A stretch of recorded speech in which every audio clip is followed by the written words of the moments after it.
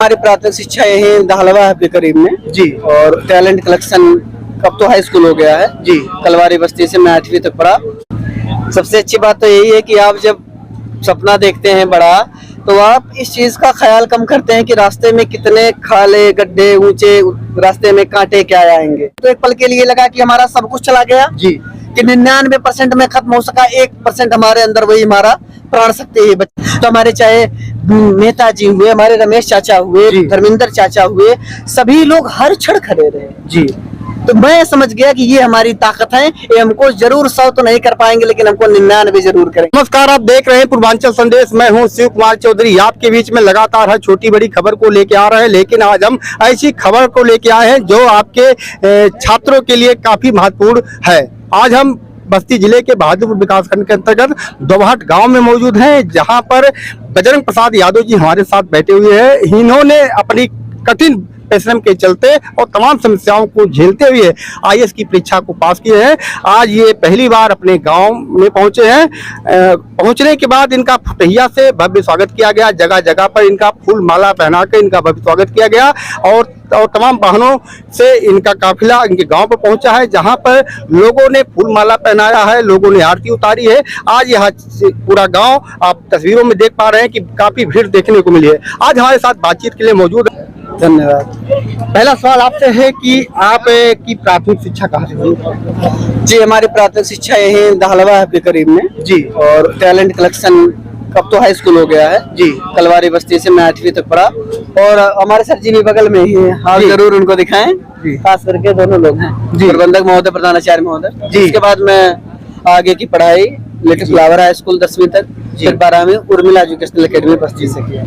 तो एक और सवाल आपसे है कि आपके पिताजी की हत्या होती है, बाबा जी की दुर्घटना होती है, ऐसे में आपने अपने हौसलों को कैसे बुलंद रखा ताकि बच्चे ऐसी घटना पाने के बाद उनका दिल टूट जाता है, तो आपने हौसला बढ़ाए रखा, कैसे रखा? ये बेहतरीन बात है कि आप, सबसे अच्छी बात तो यही है कि आप जब सपना देखते हैं बड़ा, तो आप इस चीज का ख्याल कम करते हैं कि रास्ते में कितने खाले गड्ढे ऊंचे, रास्ते में कांटे क्या आएंगे। आपके सामने केवल वही लक्ष्य दिखता है, केवल ध्रुव तारा की तरह वही लक्ष्य आपका मार्गदर्शन करता है। और यह समस्याएं जो भी घटित हुई, आप सब जानते हैं, हमारे साथी जानते हैं, एक केवल उसमें हमको रोकने का प्रयास कर रही थी। जी, मैं उसको इस तरीके से नहीं ले रहा था कि वो हमको खत्म कर रहे, वो मैं उसको जुनून की तरह ले रहा था, क्योंकि सपना उनका था, परिश्रम मेरी थी, हमारी मेहनत में उनके खून की ताकत लगी थी। तो मैं कभी रुकने वाला नहीं था, क्योंकि हमारा लक्ष्य पूरा स्पष्ट था कि मैं वहीं दम लूंगा जहां पर उनके नाम का झंडा फहरा सकूं। और इस बीच में हौसले, हमने अपने पिताजी को खोया तो हमारे लिए तो एक पल के लिए लगा कि हमारा सब कुछ चला गया जी, कि 99% में खत्म हो सका, 1% हमारे अंदर वही हमारा प्राण शक्ति है बची जी। तो उस समय में वही भगवान, जैसे भगवान श्री कृष्ण गीता में मार्गदर्शन करते हैं कि आपका केवल एक मात्र काम है काम करना जी। वही निष्काम कर्मयोग आपका प्रदर्शक होता है, और उस स्थिति में आपको जो खड़ा रखता है वो हमारे सभी जो साथी उपस्थित हैं हौसले से भरे हैं। यह उस समय हमको हर स्तर पे मजबूत करते हैं जी। उन्होंने इतना बना दिया था कि आप समझिए कि 1-2 घंटे नहीं बीते थे, 1-2 दिन के अंदर में हमारे पास कितने फोन, कितने समर्थन, 8-10-20 लाख रुपए ऐसे खड़े थे कि आप बेटा कभी जरूरत होगी बताना जी। तो हमारे चाहे मेहता जी हुए, हमारे रमेश चाचा हुए, धर्मेंद्र चाचा हुए, सभी लोग हर क्षण खड़े रहे जी। तो मैं समझ गया कि ये हमारी ताकत है। ये हमको जरूर 100 तो नहीं कर पाएंगे, लेकिन हमको 99 जरूर करेंगे। और आप समझिए कि हौसला बुलंद रखने के लिए तो 50 से 51 हो जाए, यही बहुत है जी। नहीं तो देखने वाले के लिए 99 कम हो, कहेगा 100 तो नहीं हुआ जी। और बहुत लोगों के लिए तो 51 भी काफी है कि 50 से ज्यादा तो हो गया जी। तो आपकी सोच सकारात्मक हो, और ये लोग हमेशा आपको जरूर मार्गदर्शित करते रहेंगे, जरूर आप सफल होंगे। कितनी भी विकट परिस्थितियां, वो बाधाएं कितनी पथ पे, जब लोग एकाकी परिवार की तरफ पढ़ रहे थे, ऐसे में आपका संयुक्त परिवार अभी भी इससे ज्यादा सपोर्ट मिला या? ये बड़ा बेहतरीन सवाल कि जो जॉइंट फैमिली होती है तो उसके पास में इतनी ताकत होती है कि वह उस स्थिति में आपको रोक सकती है जी। आपकी, हम तो बचपन से पढ़ते आते हैं कि अगर हम 10 लाठी को इकट्ठा कर दें तो एक मजबूती भी हो जाती है। और वो कोई विपत्ति, अगर कोई एक हमारे लिए तो लगा कि सब सिंहासन ही टूट गया, लेकिन ये लोग हमको हमेशा मानसिक तौर पे मजबूत करते हैं। और आप जब म्यूचुअली एक दूसरे को सपोर्ट करते हैं, मैं उनको काफी समझाता था। हमारा दायित्व उस समय पिताजी के न रहने के बाद ये सबसे ज्यादा बढ़ गया था, लोगों को समझाना। जी, आपके पास क्योंकि वो लोग इतने मजबूत नहीं है जिनके लिए वही सब कुछ थे, तो हमारी बार बार जिम्मेदारी बढ़ती थी कि मेरी माता जी, मैं भी इस पूरी यात्रा में 2 ही 3 लोगों से बात भी किया कंटिन्यू, और किसी से नहीं हो पाया। हमारे काफी साथी फोन करते थे, बात नहीं हो पाया। उसमें मामा जी, मम्मी जी, इनके अलावा किसी से बात समझिए घर पे, और घर से लोगों से होता था। वो हमें हमेशा मानसिक तौर पे मजबूत करते थे। तो आप ज्वाइंट फैमिली, आपकी कितनी भी अड़चन आएगी तो आपको संभाल लेगी। तो ये तो बेहतर चीज है ही कि संयुक्त परिवार अच्छा है। अच्छा, जैसे लोग इंटरव्यू में जाते हैं, आपने कहा कि बहुत कठिन परीक्षा है, तो मन में डर भी रहता है, तो कौन सा सवाल आपका सबसे आसान रहा जो कि आपको उम्मीद भी नहीं थी कि हाँ ऐसे भी सवाल पूछे जाएंगे? यस, वहाँ इंटरव्यू में थोड़ा बताऊं तो वो अंतिम चरण है, उसके पहले आपको लगभग 11 पेपर पास करने जी। हैं। तो आप चूंकि 12-14 लाख फॉर्म बढ़ रहे हैं, 8 लाख बैठ रहे हैं, 12-13 हजार पास हुए। सबसे कठिन जो परीक्षा वो मेंस की है, जो 9 पेपर की होती है, 1750 नंबर। आपको हर 3 घंटे में 4-4 हजार शब्द लिखने हैं, और क्वेश्चन आप खुद नहीं जाने, तो वो मैं मानता हूँ कठिन है, क्योंकि वो 1750 नंबर की होती है। इंटरव्यू 275 नंबर का। ये है कि इंटरव्यू की, मैं आज IPS हूँ तो इंटरव्यू की वजह से हूँ। इंटरव्यू में उस लड़के में मैं समझाता था, काफी साथी हमारे नए हुए, और मैं तो बड़ा छोटा था, उनसे कहता था कि भले मुझसे सीनियर हो, लेकिन मैं बता रहा हूँ कि तुम नंबर इसमें तो नहीं पाओगे, क्योंकि मैं जान रहा हूँ वो लोग क्या चाह रहे हैं। तो ये बात आपको भी ज्यादा लग सकती है, लेकिन सुधारो। हमारा साथी एक SDM हुआ, कहता है कि तुम्हारे चलते मैं SDM हो गया, नहीं तो वो नहीं हुआ होता। मैं उसको रोज कहता था, निकला क्या नहीं। अगर कोई बच्चा गलत कर रहा है तो सीधा मुंह पे कहो कि तुम एकदम गलत कर रहे हो। देखो, सवाल कौन सा था जो ये सबसे आसान था? सवाल आसान आप अगर कहें तो वहां पर बड़े बेहतरीन लोग हैं। उम्मीद भी नहीं थी कि हाँ ऐसे भी सवाल पूछे जा सकते हैं इस परीक्षा में। यस यस यस, हम अगर कहें तो वो सवाल ऐसा नहीं पूछेंगे जो बहुत कठिन हो। जैसे गायों की समस्या जी। उत्तर प्रदेश में छुट्टा पशुओं की ज्यादा है, तो इस पर हालांकि उनका सवाल जो होते हैं कठिनाई तब बढ़ती है जब कंटिन्यूस क्वेश्चन होते जाते हैं। तो मेरे उस जवाब पे लगभग 10 बार क्रॉस क्वेश्चन, और वो लोग 65 साल प्लस होते हैं, सेक्रेटरी लेवल के ऑफिसर होते हैं और प्रोफेसर। तो वास्तव में कठिन सवाल नहीं पूछते, वो आपसे कहेंगे इस समस्या है, इसका बेहतरीन जवाब है कैसे दे रहा है। हल आपसे सीधा पूछेंगे कि सरकार गायों को इतना पैसा दे रही है, तो क्या लगता है ठीक है? आप अगर कलेक्टर हो क्या करोगे? बस वो पूछे, हाँ एक सवाल पूछे थे, आपके बताऊं, बहुत सारे क्वेश्चन थे, जैसे कोई मगनियार क्या है। तो ये हम सोचे कि हमारे सिलेबस से नहीं जुड़ा है, तो ये सब चीजों के लोग जानते हैं, तो मैं उसका जिक्र नहीं कर रहा हूँ। एक सरल बताऊंगे तो कहे कि मसाला भारत में कब आया था। सबके घरों में मसाला यूज होता है, और जो कि मैं लिखा था, मैं खाना बनाता हूँ। अच्छा, आपकी मजबूरियां तय करती हैं कि आपकी आदतें क्या होंगी। मेरी आदत में था पौराणिक प्रवचन सुनना, लोगों को मोटिवेट करना, आला और बिरहा, ये सब अच्छी बातें सुनना, और था कि खाना ना बनाना, क्योंकि हमको जिंदा रहने के लिए इतनी चीजों की जरूरत थी। आपको हमेशा प्रेरित रहने के लिए ये सब अच्छी बातें सुनना जरूर। और मेरा कुछ, मैं 3-4 साल से गाना नहीं फिल्मी सुना हूँ, अभी 2-4 दिन से सुनने लगा। तो वो क्वेश्चन तो बोले कि मसाला कहाँ से आया, तो हम कहे सर मसाला तो भारत में ही बहुत दिन से है, केरल। अच्छा, मैं झूठ नहीं बोलता वहाँ। अच्छा, एक चीज झूठ ना बोले, 110 नंबर इंटरव्यू पाए हैं। मेरा one of the best number interview है, मैं 190 नंबर पाया हूँ। केवल हमारे 60 साथी 190 पाए हैं 1000 के रिजल्ट में। उतना नंबर देने का मतलब रहता है कि इसको केवल या DM या कप्तान ही बनाना और कुछ नहीं। वो लोग चाहते हैं कि लड़का उसी लिए है और उसके अलावा इसको कुछ मत बनाना, कि उसकी क्वालिटी बहुत अलग लेवल की है। ईमान तो हम कहे सर मुझे नहीं पता अभी। अगर वो कहते हैं कि गेस करो, तो कैसा बेटा गेस करो, हम कहे सर केरल से आया है, तो जान के क्या सही बताया। फिर कि अच्छा लेकिन तुम बेटा आप थोड़ा गलत कर रहे हो, ये वास्तव में अंग्रेज ऐसे कुछ बताया कि वो लेके आए थे। हम कहें यस सर। ये पुर्तगाली, हाँ पुर्तगाली, पोर्टुगीज। तो वो ऐसे ही बड़े ही मतलब आपकी वही चीजें जो संवेदनशील होकर ऐसे कह देंगे, आपके गांव की समस्या है बताओ। अब जिस लड़के को गांव से मतलब ही नहीं रहा, उस समस्या क्या बताएगा? तो आपके जिले की समस्या बताओ, क्या समाधान देंगे? अब कभी जिले को महसूस किया हो तब ना। हमारे पिताजी तो बहुत लड़ते थे, कितनी सारी समस्याओं को मैं निबंध लिखूं, वही समस्या लिख दिया हूं। तो वो है सबसे कठिन सवाल था, यस, जिसका आपको आंसर पता ही नहीं।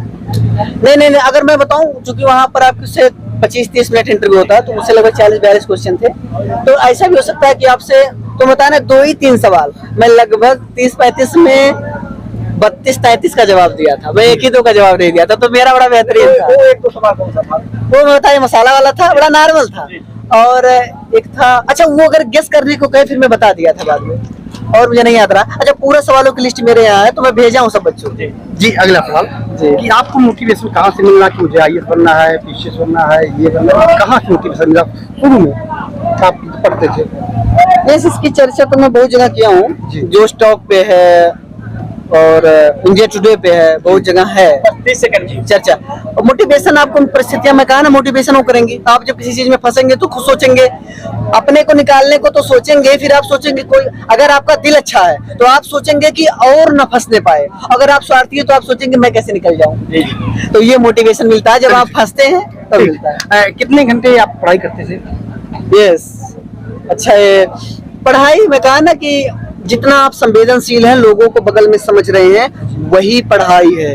किताब की पढ़ाई बहुत कम पढ़ाई है। जैसे लोगों के मन में एक सवाल होता है कि आईएएस बनने के लिए 50 घंटा, कहा ना कि स्थिति में मैं ऐसे कहूँ तो मैं कभी 6-7 घंटे ज्यादा पढ़ा ही नहीं जी। मैं पढ़ता कम था लेकिन सोचता ज्यादा था। कोई ऐसे विषय खुद उठाता था, 3-3 घंटे इसे सोचता रहता अकेले में। मेरा इतना, मैं कोशिश करता था, मेंटल कैलिबर बढ़ा लिया था कि मैं ही क्वेश्चन आंसर करता था कंटिन्यू 2-3 घंटे अपने आप में। ये रियल पढ़ाई, हाँ इसका जवाब ये और किताब तो आप बेहतर पढ़ेंगे ही तो पढ़ाई आप, अच्छा जब परीक्षा नजदीक आएगी तो खुद ही आप 15-16 घंटा क्रॉस कर जाएंगे। लेकिन वो एक महीना मैं 3-4 बजे सुबह तक पढ़ता था, लेकिन बहुत कम दिन ज्यादा। तो काहे बच्चों को कहूँ कितना ज्यादा पढ़ता था। एक भावना लोगों के बीच में है, क्योंकि जो इंटरमीडिएट परीक्षा पास किए थे, टापा अरविंद ने इंटरव्यू किया है जल्द ही, इनका कहना है कि आईएएस बनने में, पीसीएस बनने में बड़ा महंगाई है, कोचिंग में बड़ा फीस लगता है, क्या ऐसा कुछ है? हाँ ये बात ठीक है। कोचिंग अगर आप कहें तो कोचिंग उनके लिए जरूरी है जिनके पास कोई है नहीं बताने वाला। जी। मेरे तो मैं कहा शुरू से लेकर अंत तक अपनी ही यात्रा रही, खुद ही समझ रही। तो कोचिंग में लिया था तो कोचिंग में बड़ी परेशानी थी। 1,25,000 ही देना था। हमारे पापा पूरा गेहूं बेच दिए थे जी। 40-50 हजार हुआ था जी। धर्मेंद्र चाचा 50,000 दिए। ऐसे लोग सपोर्ट किए जी। उस समय तुरंत ऐसे, तो वो आप तब जरूरी पड़ेगी। अब ऑनलाइन हो गया है, मैं समझता हूँ ऑनलाइन अब हर चीज अवेलेबल है। आप फ्री में 10-15 हजार में कोर्स पा जाएंगे पूरा। और सबसे ज्यादा केवल सरकारी किताब पढ़ें। सबसे ज्यादा जो महत्वपूर्ण था वो वही मोटिवेशन जी। कोई हो बताने वाला। जी। तो वो अब हमारे साथी न केवल कम पैसे में पढ़ सकते हैं, दूर से पढ़ सकते हैं। आप बस्ती जाइए, रूम लीजिए, एक लैपटॉप खरीदिए, पढ़िए। अब तो सरकारी लैपटॉप भी फ्री बांट रही है। तो अब मैं समझता हूँ पैसा वाला चीज काफी कम हो गया। हाँ चुनौती थोड़ा पहले थी, लेकिन कोविड के बाद में कम। अच्छा एक सवाल और आते हैं कि लोग कहते हैं कि हमारा बच्चा इंग्लिश मीडियम में पढ़ा है और हिंदी मीडियम पढ़ा है, तो इसमें कोई इंग्लिश और हिंदी मीडियम का कोई अंतर नहीं होता है? गजब। अब मैं तो आपके सामने हिंदी मीडियम से हूँ शुरू से लेके, और हालांकि बीएससी ये अक्सर आता है, चूंकि गांव के मामले में। बेहतरीन। ये क्वेश्चन इसलिए आ रहा है क्यों, हमारे जो 600-700 साथी सिलेक्ट होते हैं जी। मुश्किल से 20-30 हिंदी से होते हैं जी। और हिंदी की आबादी 70% लोग हिंदी जानते। तो ये तो है कि कभी कभी आपको लगेगा कि असंभव है जी, लेकिन वो वास्तव में संभव है नहीं। मीडियम को लेकर समस्या, लेकिन अब हमारा प्रयास जो यूपीएससी है वो कर रही है कि मीडियम को लेकर दिक्कत ना हो। हमारा इतना बेहतरीन नंबर है कि इंग्लिश वालों को नंबर नहीं होता ना जी। तो इन मीडियम अब बाधा नहीं है, कहीं पढ़े, किसी जगह पढ़े। मैं तो टैलेंट दालावा पे 40 हजार रुपये में पढ़ा था जी। कितना ज्यादा फीस थी जी। आज तो 2-3 हजार फीस है स्कूलों की जी। और यही सब लोग पढ़ाए थे। तो वो बाधा नहीं है। आज पहली बार आप आए अपने गांव में, लगभग 4 साल का वक्त गुजरा। यस, आपको कैसे लगा? जगह जगह पे स्वागत किया गया, जगह जगह पे लोग खड़े थे देखने के लिए, एक झलक पाने के लिए, यहाँ तक कि आपसे फोटो सेल्फी लेने के लिए लोग परेशान थे। हम लोग भी फोटो नहीं ले पाए आपका। हमारी झलक पाने का उनका मुख्य उद्देश्य तो नहीं था जी। वो इतना खुशी थे, इतने आह्लादित थे जी। कि उनको बहुत एक सपना वास्तविक होता दिख रहा था हमारे लोगों को। तो वो यही देखना चाह रहे थे कि उसका मुंह दिखे ना दिखे, बस देख जाऊं, क्योंकि वो काफिला उनका था, वो लोग वही थे, वो सपना उनका था, वो पूर्ति उनकी थी, तो सब कुछ उनकी थी। केवल उस परिणत होते हुए उनकी वो खुशी व्यक्त कर रहे थे। और हमारे लोग अपने लोगों के बीच में खुशी का तो आप बात पूछ ही नहीं सकते कितनी ज्यादा होती है। तो ये जो आपकी सफलता है, इसमें किसका किसका हाथ है, किसका किसका श्रेय? सभी का रोल है। आपके पक्ष करने वालों को, आपके उस दौर में आपका साथ ना देने वालों को, क्योंकि जो साथ नहीं देता वो भी आप मोटिवेशन की तरह लेते हैं आपके साथ। और ये पूरी सफलता मैं अपने पिताजी को समर्पित करता हूँ, क्योंकि उन्हीं की अभिप्रेरणा, उन्हीं की यात्रा, उनके रहने न रहने के बावजूद उनका हमारे अंदर में हमेशा उनको महसूस करता हूँ। तो उन्हीं का नैतिक दायित्व की वजह से आज मैं हूँ। और मेरे माता जी का त्याग, हमारे सभी साथियों, सभी गुरुजनों का आशीर्वाद, सब बच्चों की इस युवाओं का आत्मबल रहा। कि हम इस जगह तक पहुंचे। मैं उन्हीं को, सभी को सफलता समझ। पहली बार आप जब अधिकारी बनेंगे, कुर्सी पे बैठेंगे, तो समाज के लिए कौन सा ऐसा कार्य करेंगे कि जो लोगों के मन में एक होगा कि चलिए इन्होंने ये काम जी जी जी, हम कहें तो काम के बाद जो सर्विस है वो सभी एक कांस्टेबल से लेके एक जो जी। हमारे प्राइमरी में शिक्षक जी। हैं, सब हर स्तर पर भारतवर्ष को मजबूत करते हैं। इसलिए मैं कभी नहीं कहा था कोई सर्विस छोटी बड़ी है जी वो केवल एक अगले क्रम पे आप सहायता जी। प्रदान कर रहे हैं। तो बस उस तरीके से मुझसे जो हो सकेगा कि मैं एक आईपीएस के रूप में जो हमारी पोस्टिंग होगी, मेरा प्रयास रहेगा कि ऐसे जो हमारे साहब लोग हैं कि मैं कितना ज्यादा हर एक पुलिसकर्मी को, हर एक लोगों के बीच की जो दूरी है, जी। अभी आए थे इंस्पेक्टर साहब बात हो रही तो कह रहे थे कि हाँ हम लोग कर ही रहे हैं कि दूरी को खत्म किया जाए, जी। कि लोग ये ना समझे कि पुलिस आपकी रक्षा करने के लिए है। जी कहीं कुछ कमजोरियां हैं तो उसको लड़ने का तरीका है कि आप संगठन बनाए रहे। अच्छा, वास्तव में होता क्या है दिक्कत, ये तो बात साधारण बात है। इसलिए मैं कह रहा हूँ कि अगर किसी के साथ आपको लग रहा है कि इस पक्ष की सुनवाई नहीं हो रही है किसी मामले में, तो आप संगठन बनाएं, क्योंकि उस मामले में जब सुनवाई नहीं होती है किसी कारण से तो लोग साथ नहीं देते हैं। अगर आप समूह बना के किसी डबाड़ गांव के लोग अभी जा करके खड़ा हो जाएं तो इंस्पेक्टर मजबूर हो जाएगा, उसको लगेगा कि हाँ बात सही है। तो आपकी संगठन, तो इसलिए संगठन सबसे बड़ा जरूरी है। तो हमारा प्रयास यही रहेगा तो दूरी को खत्म करूं, लोगों तक जुड़ सकूं, महसूस करा सकूं कि एक आईपीएस नहीं, एक पुलिस नहीं, एक सब अधिकारी आपके अपने लोग हैं। कभी फोन करिएगा, जरूर उस जिले में मुलाकात होगी, जा रहूंगा। तो हमारे चैनल को समय देने के लिए आपको बहुत बहुत धन्यवाद। निश्चित तौर पे हम ऐसी खबरों को, मोटिवेशन खबरों को आपके बीच में लगातार लेके आ रहे हैं। इसलिए लेके आ रहे हैं कि जो हमारे अभिभावक इस माझा क्षेत्र में, द्वाबा क्षेत्र में निवास करते हैं, उन्हें जानकारी मिल सके और बच्चे आगे बढ़ सकते हैं। एक अभिभावक अगर निश्चित तौर पे मेहनत करे, अपने बच्चों को सही गाइडलाइन दे, तो निश्चित तौर पे बच्चा आगे बढ़ेगा और आपकी उम्मीदों पर खरा उतरेगा। जैसा बजरंग प्रसाद यादव जी ने करके दिखाया है, इस क्षेत्र के लिए इन्होंने एक मिसाल पेश किया है। इस मिसाल की अब लोग अपने बच्चों को एक मिसाल के रूप में प्रस्तुत करेंगे और दिखाएंगे। आज हम बात करेंगे इनके जो प्राथमिक शिक्षक थे और नरसिंह यादव जी हमारे साथ मौजूद है। आपका जो शिष्य है आज जो है एक अधिकारी के रूप में आपके बीच में मौजूद है, क्या कहेंगे, आपको कैसी खुशी महसूस हो रही है? बहुत अच्छा लग रहा है, बड़ी खुशी है, अपार हर्ष है। और जैसा कि देख रहे हैं पूरा जनमानस एकत्रित है, फुटहिया से लेकर के और यहाँ तक काफी भीड़ रही। सारे ग्रामवासी और सारे लोग और हमारे क्षेत्र के ही एक और होनहार जो है और विधायक के रूप में बस्ती सदर में जो मौके पे है आदरणीय महेंद्र नाथ यादव जी, उनकी भी उपस्थिति रही। वो भी कहीं न कहीं एक प्रेरणा के स्रोत है इस क्षेत्र के लिए। और फिर मेरा अपना विद्यालय जिससे आपकी भी सहानुभूति बनी रहती है और बच्चा वहाँ से निकला है, इसका भी अपना कहीं कहीं लोग बता रहे हैं। मुझे क्या कहना है कि उसका भी अपना एक योगदान है, कंट्रीब्यूशन है छोटा सा। जैसा कि बजरंग प्रसाद ने कहा अभी कि बहुत सारी चीजें मिल करके तो कोई एक चीज तैयार करते हैं। जैसे एक फावड़ा को कह दीजिए इसमें किसका योगदान है, तो जनरल लोग कह देंगे कि इसमें सिर्फ लकड़ी और थोड़ा सा ये लोहा लगा है, लेकिन और लोग सोचेंगे लकड़ी कहाँ से आया, उसको कुछ लोगों ने काटा है, जिसको काटा है वो पेड़ किसने लगाया, उसको पानी किसने दिया, आयरन कहाँ से आया, खादान से आया। यानी बहुत सारी चीज़ों को मिला करके एक जो यूनिट टू यूनिट मिल करके एक ऑर्गेनाइजेशन होता है। और जब इस तरह से होता है तो कोई अच्छी चीज निकल के आती है। कि देखिए जो विधायक हैं बस्ती सदर के महेंद्र यादव जी, उनके भाई साहब हैं। आपका स्वागत है कि आपके क्षेत्र में लगातार प्रतिभाएं आगे बढ़ रही है। जैसा कि बजरंग प्रसाद यादव जी आपके साथ मौजूद हैं, आप स्वागत में जो है पुटैया से लेके यहाँ तक है, आप कैसा महसूस करते हैं और यहाँ के लोगों को क्या संदेश देंगे? अब ये महसूस तो ऐसा है कि इसको आप व्यक्त नहीं कर सकते कि अगर हमारे माझा क्षेत्र में अगर हम लोग बस्ती जिले में कहीं जाते हैं, बताते हैं जी, तो लोग कहते हैं कि माझा का आदमी, बालू किनारे का आदमी। तो हमारे क्षेत्र में लोग अभी तक नौकरी के रूप में जानते थे कि दौड़ निकाल लो सिपाही हो जाओ, जी, कम मेहनत और कम पैसे में, या ज्यादा थोड़ा सा और पढ़ लिए तो बीएड बीटीसी करके मास्टर हो जाओ। लेकिन इन्होंने एक ऐसा एग्जाम्पल सेट किया है कि हम लोग भी सीना ठोक के कह सकते हैं कि कम संसाधन में और कितने भी विकट परिस्थिति हो बच्चा आईएएस आईपीएस बन सकता है। ये ऐसा एग्जाम्पल इन्होंने प्रस्तुत कर दिया है जिसकी कितनी भी तारीफ की जाए कम है। तो आपके आचार्य रामचंद्र से जिनको पढ़ करके लोग आईएएस बन रहे हैं जी, तो हम माझा क्षेत्र को इतना पीछे क्यों? माझा क्षेत्र को हम नहीं पीछे समझते, सोच है जो पीछे समझते हैं लोग। उसी सोच को ये मानकर कि हम पीछे नहीं हैं, उसी का एग्जाम्पल उन्होंने प्रस्तुत किया कि हम पीछे नहीं, हम आगे जा सकते हैं। जितना कहना था उन्होंने काफी कुछ कह दिया कि आचार्य रामचंद्र शुक्ल हमारे एग्जाम्पल है, पूरा विश्व उनको जानता है। लेकिन कभी अगर हम कहते थे, यही जो आपने कहा, हमें ये बताना पड़ता था कि हम आचार्य रामचंद्र शुक्ल की धरती के हैं, हम वही गाँव के हैं, तब लोग जानते थे कि हाँ कौन है। नहीं तो दुबाट, माझा, कलवारी ये बताने पे यही लगता था कि ये माझा है।